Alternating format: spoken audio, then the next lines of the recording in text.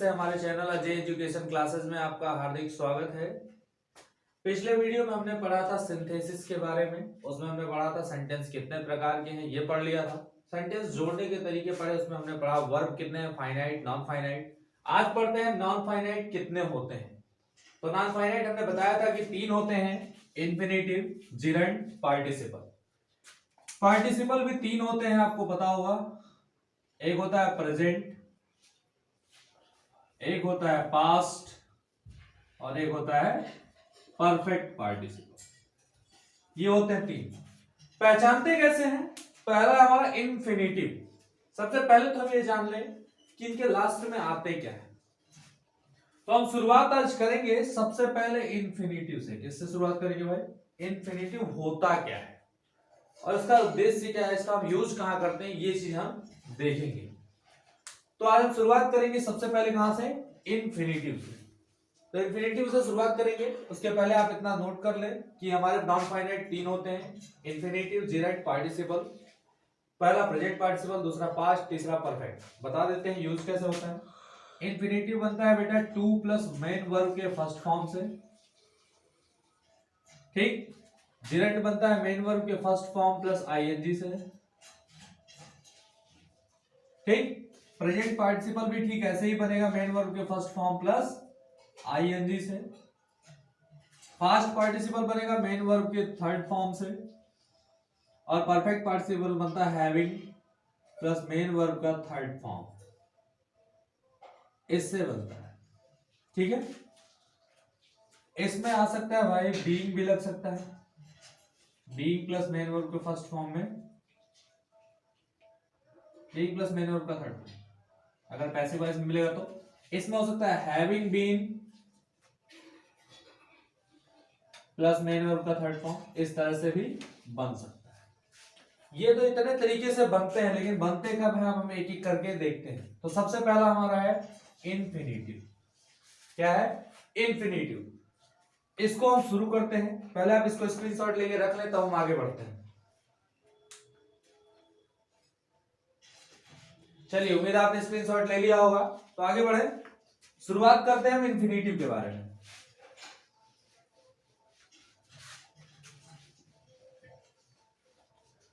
वास्तव में ये तो आपके कक्षा 8 की चीजें हैं, 8-9 की, लेकिन आज इसकी जरूरत हमें है सिंथेसिस में। तो आज हम देखते हैं क्या है ये।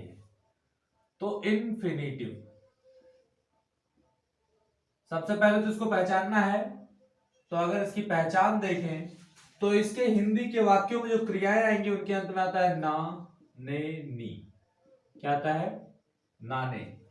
यानी जिन क्रियाओं के अंत में ना, ने, नी आता है वो क्या होते हैं? इन्फिनेटिव। इनको बनाने का रूल क्या है? मेन वर्ब के फर्स्ट फॉर्म से पहले क्या लग जाएगा भाई? टू लगेगा। क्या लगेगा? टू।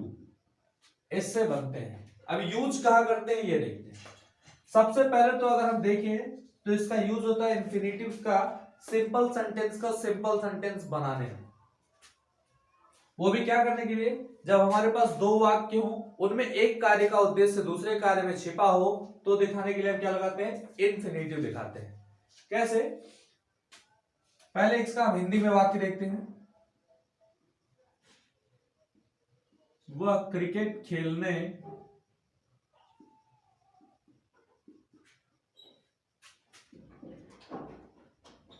लखनऊ गया। ये है हमारा सेंटेंस।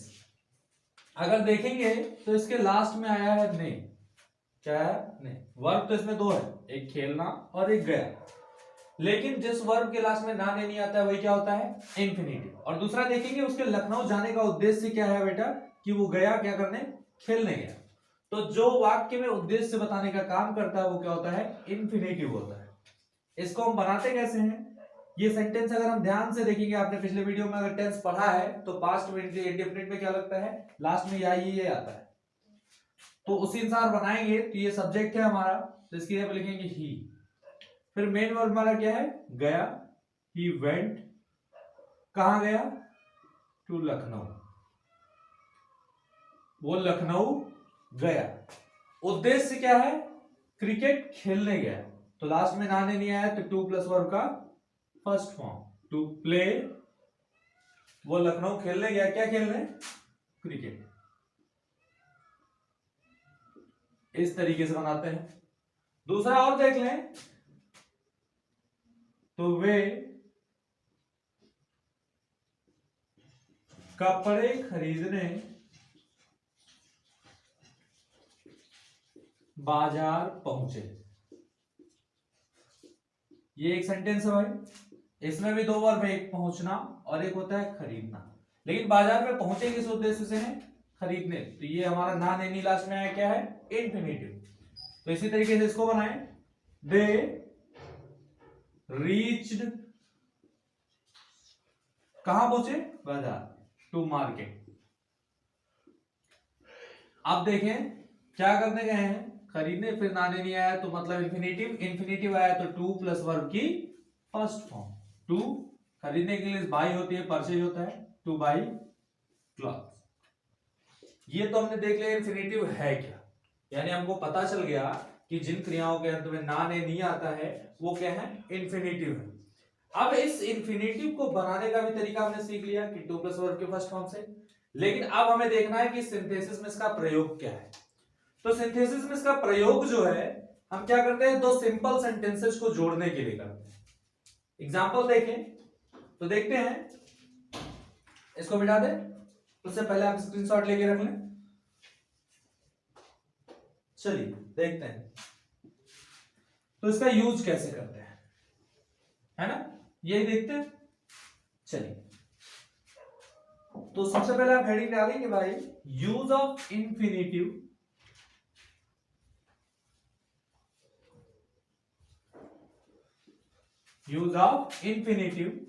इन सिंथेसिस,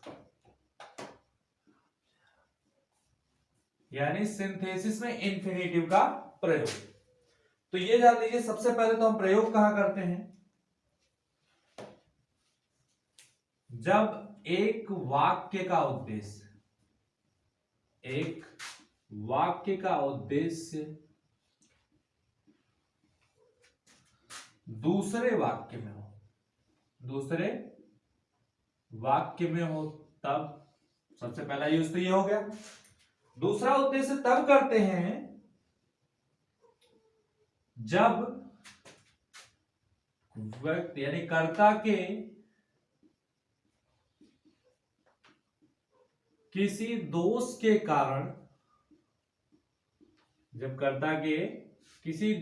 कारण उसको किसी कार्य में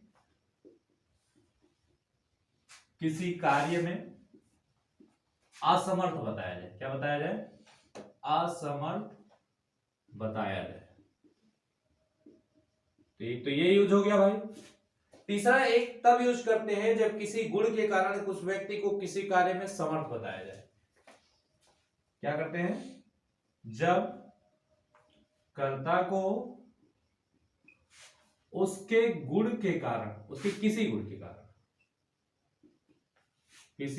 के कारण कार्य में समर्थ दर्शाया जाए। ठीक, तीन यूज तो ये हो गए।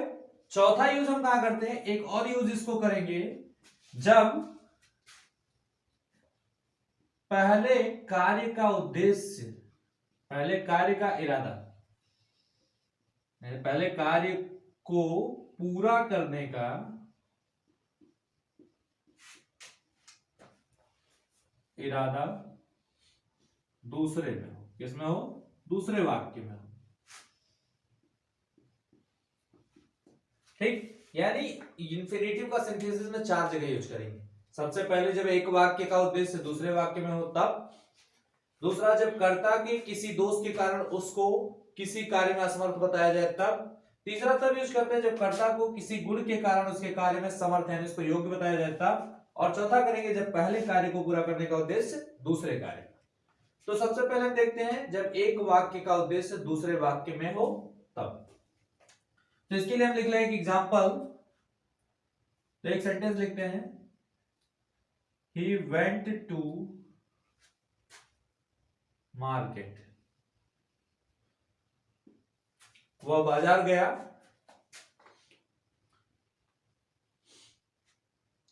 he bought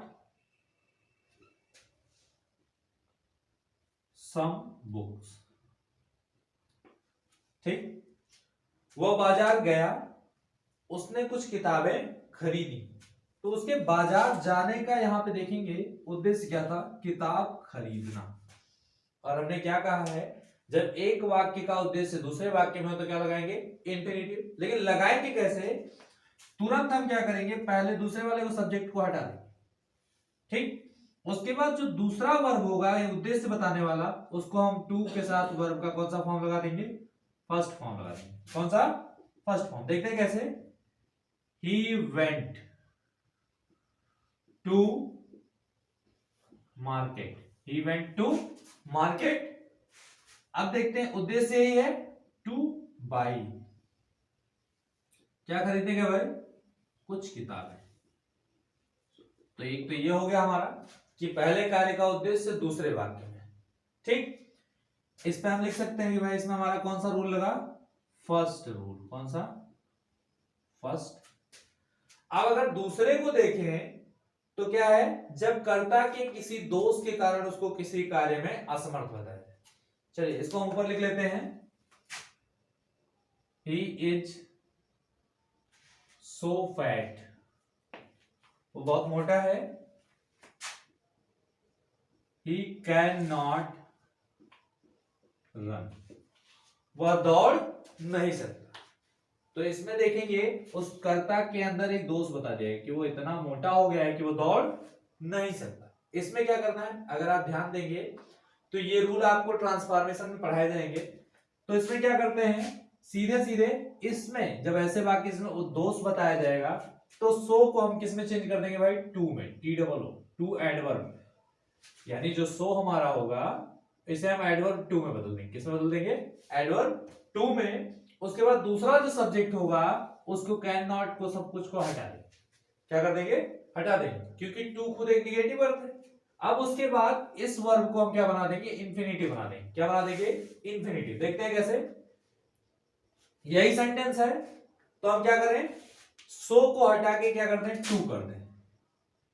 he is too fat, हो गया, he is too fat to run. मतलब हमारा क्या हो गया, ये पूरा खत्म। इस तरीके से ये रूल आपको पढ़ाए जाएंगे कब, ट्रांसफॉर्मेशन में।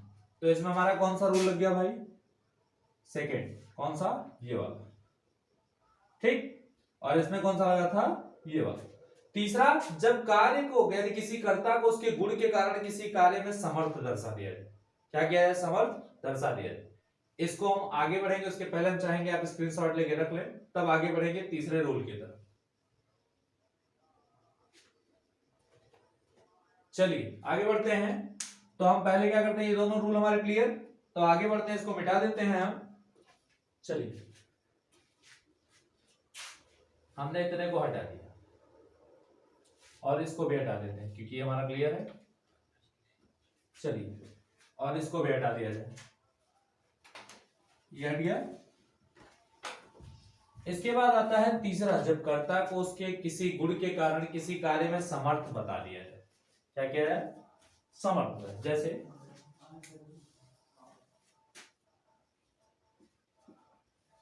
he is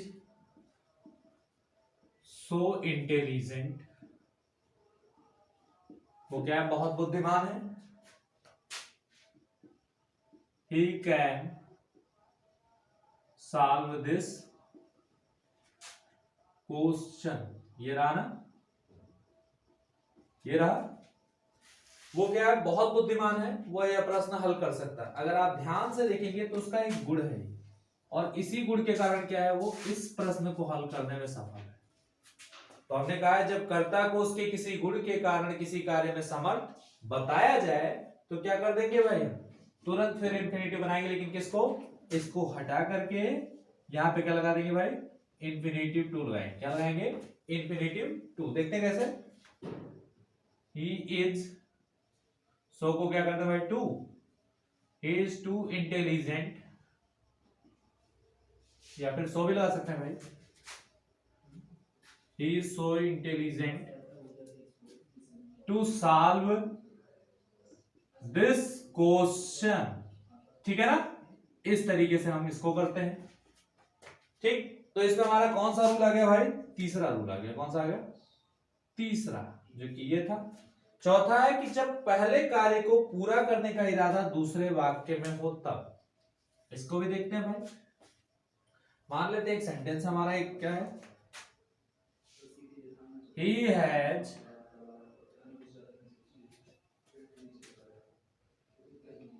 three daughters, उसकी 3 पुत्रियां। he has to marry them, उसकी 3 पुत्रियां, उसे उसकी शादी करनी है। अब देखो उसकी 3 पुत्रियां, इस कार्य का उद्देश्य क्या है इसमें, कि उसे उनकी क्या करनी है, शादी। तो ऑलरेडी देखिए इंफिनिटिव इसमें मौजूद है, तो इसको हम क्या कर देंगे, गायब। क्या कर देंगे, गायब। अब बनाएंगे he had 3 daughters to marry them, इस तरीके से। तो उम्मीद है आज आपको समझ में आया होगा कि सिंथेसिस में इंफिनिटिव का क्या प्रयोग है। यानी इंफिनिटिव में हम क्या करते हैं, इंफिनिटिव का प्रयोग किस लिए करते हैं भाई, simple plus simple is equal to simple, है ना। ये तो अभी हमने आपको सिर्फ इतना बताया इंफिनिटिव का यूज क्या है सिंथेसिस में। आगे फिर हम बताएंगे, क्योंकि अब अगले वीडियो में हम देखेंगे कि हम जिरेंड का कैसे यूज करते हैं। तब तक के लिए जो लोग हमारे चैनल पे नए आए हैं वो हमारे चैनल को सब्सक्राइब शेयर करते रहें, और अपने मित्रों के साथ जो कि किसी कारणवश नहीं पढ़ पा रहे, नहीं आ पा रहे हैं, उनके पास भी शेयर करते रहें। और जरूर से जरूर शेयर करें, जरूर से जरूर सब्सक्राइब करें। तब तक के लिए बहुत बहुत धन्यवाद। शुभ रात्रि।